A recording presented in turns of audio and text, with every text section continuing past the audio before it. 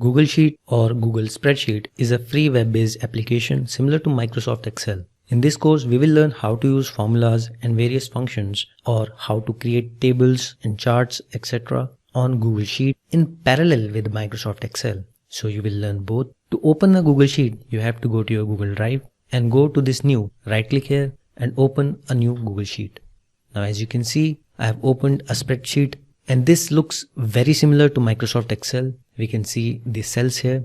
These are the columns marked from A to Z. As you remember, in Excel, we have 16,000 something columns, but in Google Sheet, you'll only get columns from A to Z. Though you can increase the number of columns if you want. Similarly, we'll only have 1000 rows if you want more rows. So as you can see, only 1000 rows. If you want more rows, you can increase the number of rows, as there is an option to add more rows. Now, as you know that the cell is an intersection of column, as this is the column along with the rows. So this is the rows, and if the intersection of D and the row number 5 will make the cell D5, and here is the name of the cell in the name box. So this looks very similar to Microsoft Excel. Here you can see that we have sheet 1. If you want to add more sheets, you can go to this plus sign and click. You will add more sheets. Similarly, if you want to rename the sheet, you can right click here and rename it. Now moving forward, in Excel you will see a ribbon here, but in Google Sheet you will only see this toolbar. You will see these options. These are the adding decimal points. So all these options are very basic options. When you create a spreadsheet, you create a table, you will need almost all of these options. So these are present in the toolbar. For other options, you can go to these menus. You have edit menus where you can edit the data. You have cut, copy, paste, paste special where you have values only, format only, and so on. Similarly, you have views where you can freeze. If you want to freeze rows, you can freeze it from here. You can group the data from here, or you can